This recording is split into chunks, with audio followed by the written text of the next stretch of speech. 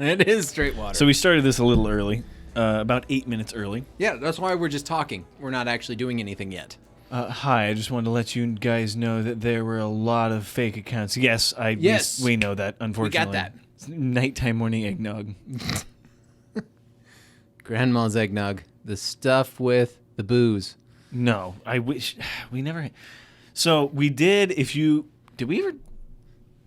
I guess we did do a podcast where we rated the best eggnog out of like 4 different eggnogs. Yeah, we did that. Eggnogs. It's been a while. We might need to do that again. This December or something, we're definitely going to be doing another eggnog taste test, and it's going to be spectacular. It's going to be huge. It's going to be huge. The best eggnog that we found was Southern Comfort. Yeah. Non-alcoholic, but the Southern Comfort vanilla spice is the best eggnog. It was pretty darn good. It was really darn good. The other one was, the close follow-up was Hildebrand's eggnog from Kansas. Ooh, there's our lovely train. The train. As normal. You guys normally don't hear the train because... I normally edit it out as best I can. Yeah, but normally. We'll see. So that's what we get. All right, should we start this thing? No, because we got 7 minutes of... We have 7 minutes of sitting here sweating? Exactly. Sweating and getting nasty. I don't want to sweat and get nasty with you, Caleb. I never want to sweat and get nasty with you. Oh. Oh, my. Nobody's watching on Facebook, which is fine. It's okay. It's Facebook. Nobody's on Facebook. Yeah. There's people still on Facebook. I guess. All my older friends are on Facebook. My mom's on Facebook. Yeah, see, my mom has an Instagram, but she doesn't use it. Grandma with the booze. Back to that. Another great one who had booze with his eggnog was, I was going to say Abraham Lincoln, but that's the wrong dude. It was our first president, George Washington. Wow. It was Andrew Garfield. Andrew Garfield. The first president of the United States of America. I think he was like the 28th or 80th. I don't think we've had 80 presidents. No, we haven't had 80 presidents yet. You know what would be sad is if we actually we need to do that. We need to actually go through the process of becoming American citizens. Oh my gosh, it'd be so bad. Oh, I don't know anything. I think we should totally do that. What do you guys think? Should we actually take the process of going through to become American citizens? I don't want to, because I want to show how dumb I am. Greetings, everyone. This is Morning Eggnog. My name is James Font. With me, as always, Caleb. Good morning, everybody. Why is your phone not on silent? Oh, because it is now 7 o'clock, and we're excited, and I will now put my phone on vibrate. Let's make everybody wait for the end of the podcast for the giveaway. So apologies. We will be reaching out to whoever won. We will reply to their comment on YouTube. Okay. So, Caleb, I'm going to talk about how heavy things are. All right. According to this one list on Newser.com. Heaviest what? The heaviest objects on Earth. Okay. So, according to this list, this is just, it's just a list. There's no information whatsoever. James is going to start spouting random information. Pretty much. So, number 10 is the Washington Monument in Washington, D.C. It weighs a total of 162.2 million pounds. Million pounds. Okay. So, if you try to pick that up, you can't. Have you ever seen the videos of the cranes, like, trying to lift bulldozers over? No. It's bad. There's a video of a crane trying to lift a bulldozer that fell in the water up. Ooh. And it pulls the crane in, so they get a bigger crane to pull both of those things out, and then that thing falls in, and then I don't remember how the video goes from there, but it's pretty sad. The second, this doesn't freight train. In Western Australia, it weighs a total of 199.5 million pounds. I don't know what... I think what it is they actually have a really super crazy long train. It's like 5 or 6 miles long. Something ridiculous. Well, if you think about most trains, it's like a building flying however fast trains go. 50, 60 miles an hour. Yeah, that's a fast building. Yeah, and they most don't buildings stop. Don't move. We have the Great Pyramid of this person. It weighs 12 billion pounds. Wait, what? The great number 3 on this list is the Great Pyramid of Come on. KHUFU. Okay. Khufu. Okay. And it weighs 12 billion pounds. 12 billion pounds. So, okay. a lot of Washington monuments. Yes. And then the number one heaviest object on this list is the Great Wall of China, weighing a total of 116 billion pounds. So if you took all the bricks and all of the skeletons that are buried inside it, Them bursted bones right there. that are buried inside it, you'd have you'd have 116 billion thousand pounds. My question is, how do they figure out how much these things weigh? So they got a little level. They got a little scale. I don't know why I'm saying level. This is they nice got and They got a level. little scale, and then they put a brick on it. And they went, all right, so that weighs that much. I don't know. I'm Now they get the tape measure assuming out. they just figured out the material that was used. Probably. And then weighed each thing, because that's how precise this website is at being. Yep. Okay, now we're going to India. India. Officials claim Pakistan spy pigeon captured. Khufu. I'm an idiot. I apologize. Anyways, someone just corrected me. The bird is accused of carrying a coded message after it was caught by villagers close to the Indian border with Pakistan. They said that the bird was carrying a coded message and was caught by villagers in Manyari, along the border which separates Indian and Pakistan-controlled parts of Kashmir. I did not know Kashmir was a state. I thought it was clothing Just line. clothing. I know.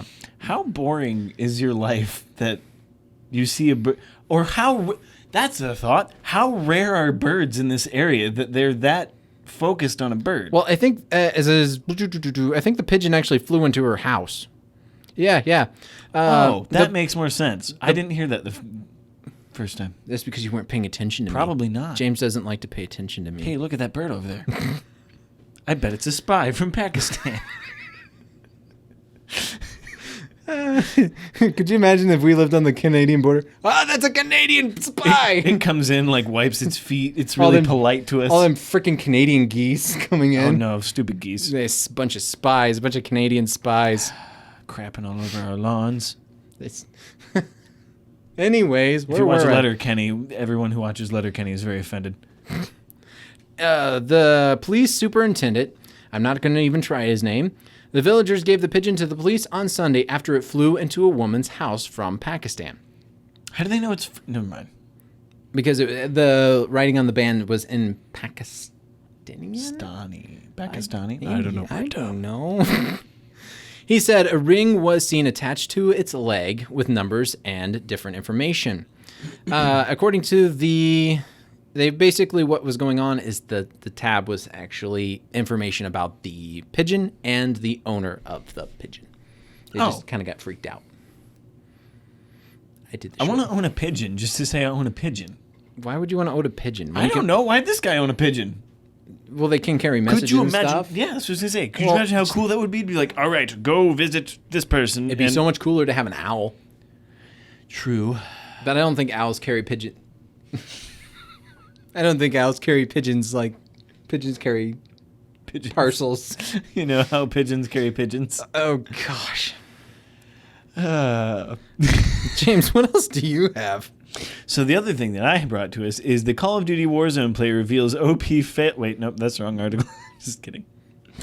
So if you're the 2020 graduates of this year, if you want to make a ton of cash, I'm going to tell you the highest paying jobs in the world. Are you ready, Caleb? Well, not like Amazon or things like that. It's like a job anybody can get. Yeah, it's not. Well, I just clicks it away. Fit away. No, see, any website ever has a billion ads. I just clicked on an ad on accident. No. What ad did you click on, James? I don't know. Oh, okay. Anyways, so the number 10 on this list is a marketing manager. So if you like marketing and you want to be a marketing manager, don't be wanting Canada, because their salary potential is only $70,000. The best place, according to this list, is Fox Business. There's our train. Say hello to the train, everybody. Wait. He didn't do it. Oh, There it is. Anyways, so if you want to be a marketing manager, move to Germany because your salary potential is $115,000 US. Isn't that amazing how much it changes from one country to another? It depends on also how much our money is worth. That is true. And the US dollar is doing just okay. Just. Now, if you want to be a chief executive officer, which I probably could have done research and looked at what that is, but I don't know what a chief executive officer is, the best place to be a chief executive officer is in the U.S., making a salary potential of $430,000 a year. The worst place to do it is in Canada, again, because who wants to move there? With $250,000, almost cutting your salary potential in half. And then we'll just jump right to number one. The highest paid, according to this list, so who knows how accurate it is an anesthesiologist. I messed that up, and I don't want to correct myself. The highest paid country that is where, words, is America, the U.S. The salary potential is $410,000. Nice. And the U.K. is actually the least, only making a salary potential of $275,000 a year. If you think about it, those people deserve to make their money because life and death are kind of in their hands. Pretty much, yeah. They deserve to make a lot of money. Yes, they do. Oh, let's put you under. Oh, they didn't come back out. They're still sleeping. They're still sleeping. Oh no, Grandpa is still sleeping. Let's blame the doctor. It's his fault. Okay. Dark humor. Dark humor. All right, ladies and gentlemen, my wife had gone to Kansas. She went to go spend some time with her family for about a month. And while she was gone, James decided to come to my house and hang out one Sunday morning. During that time, he decided he would check out my bathroom upstairs. Well, it's not a bathroom. He it's a said, closet. "Hey, I was thinking, if we're gonna live here much longer, I'm gonna have to have a second bathroom because Caleb has 3 little girls. Yay. And if you know anything about girls in bathrooms, it's that they spend a lot of time in there. Yes. The girls in the bathroom, not vice versa, because that'd be weird. Yes, and they also like to interrupt you when you're in the bathroom because as soon as you sit down, if you're a parent, you know this, as soon as you sit down, at least one of them, if not more, are knocking on the door asking to use the bathroom. The other thing is that your house is scary at night. To go down to the bathroom. I guess it is As a little scary. girl, I'd be very scared. No, I guess that's First true. of all, why am I in your house? Second of all, why am I a little girl? This just got really weird. So we actually remodeled the upstairs, a little upstairs closet into a bathroom. It went really well. It looks amazing. But one of the things we had to do was tear into the walls. And when you tear into the walls of a house, you're always like, ooh, what's in here? Is there something interesting in here? Normally, it's just dead animals. And paper. Yep. Yeah. Or insulation. And then you itch all over. And then you itch all over. Or you get it, suck it up your nostrils and you blow out black crap all over the place. Blech. Yeah, that stuff is nasty. Actually, cutting cast iron's worse. You blow black stuff out of your nose, and you can't breathe. It's so gross. Yeah, that sounds really gross. Anyways, so I thought I would look up interesting things that have been found in walls that weren't mine. I just thought it would be fun. So one of the things that have been found in walls is, of course, cash. Cash. In Ohio, a contractor found $182,000 in Depression-era money inside the walls of a bathroom he was remodeling. Real quick, what would you do in this situation? You're in a bathroom remodeling. No one's home. You're there just, you were hired to smash open a wall. Do you, A, take the cash for yourself? B, take it to the police and bypass the homeowner? C, give it all to the homeowner? Or D, whatever this guy did? Yeah. Anyways, James and I actually discussed this one, and we had different opinions on what to do. James would just take the cash. I would have given it to the owner because the owner owns the house. But he wouldn't have found it without you. I know. So we're just going to differ on this one. Anyways, so he gave the money to the homeowner, and the contractor called the homeowner, who offered him a 10% finder's fee, which is pretty nice. Then he demanded 40%. Do they have a number? Of what? Of how much this was worth? Were you not listening? Nope. In Ohio, a contractor found $182,000. So $182,000 $18,000 to just hang out. to find. You found Finder's fee. hey, here's $18,000 on top of what you did. I would have been happy with that. Yep. But no, this gentleman wanted $40,000. And of course, it developed from there. When the Cleveland Plain dealer reported on the case, the descendants of the home's original owner, Patrick Dunn, a wealthy businessman who hid the money during the Great Depression, also filed a claim to the money. After the costly court proceedings, all of the people laying claim to the money received only a fraction of the findings. So, who got the money? The lawyers. That was a little creepy, James. Let's not do that again. Anyways, continuing on. A time capsule. My friend was renovating his 150-year-old Victorian house when he found a wooden box inside a wall. All of the continents were inside. That was amazing. Look at here's Africa. Anyways.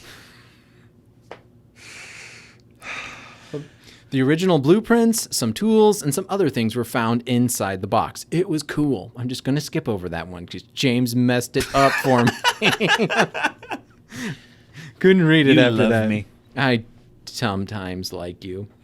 Want to play Valorant later? No. Valorant is the dumbest game in the world. It is the dumbest game in the world. I liked it when I first started playing it, and then I hated it. Anyways, Scotch. I found a bottle of 120-year-old Scotch behind a bookcase, said a DIYer. Since I was hired to do the remodel, I gave it to the homeowner.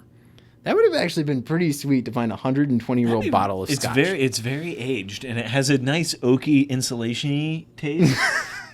It's kind of got a mousy... dead rat. Delightful. Yeah. Kind of a moth-flavored.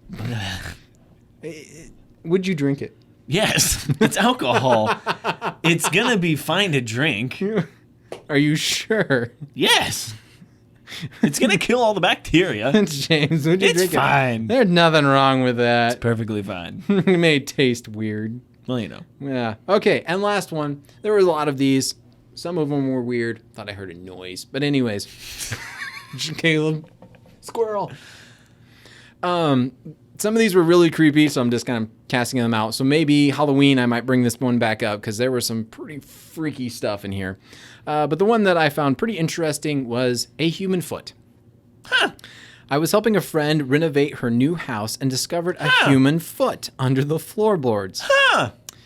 The foot was wired together by the police, so the bones didn't separate when it was moved. Wait, was wired together by the police? Maybe it wasn't wired. Maybe I read that wrong. The foot was wired all together, so the bones didn't separate when it was moved. Got it. Okay, so it was a foot wired together. So it was like, you know, kind of a foot wired together. Anyways, we called the cops. They traced the foot back to the local university. They think the foot was used as a teaching tool for students, but said it certainly gave them a scare. I would be quite frightened if I found a foot. So, everybody, buy a house from the 1920s. Be sure to just smash into the walls the second you get ownership of the house. That's right. Look for cool stuff. Just destroy the house. Just destroy the house. Just tear it down. And maybe you'll find yourself an extra foot. It's like a really expensive lottery ticket. It's like 100, or it depends on how much it costs. But yeah, get one. Get one today. So anyways, now on to the, $50 Amazon gift card giveaway. The only reason anybody's been hanging out here. That's right. So again, we're talking to you, J-Man. Yep. We're going to reply to you on your YouTube comment. We're going to reply to you and say you're the winner, and then you need to reply to us there with your email. I think is how we're going to do. I don't know. Something like that. Something like that. So the winner that we picked earlier is, I don't want to say it. Is it Gita Putring? Anyways, GITAPUTRII. That's right. Congratulations. You won an Amazon gift card. You won for $50. So thank you so much for joining us.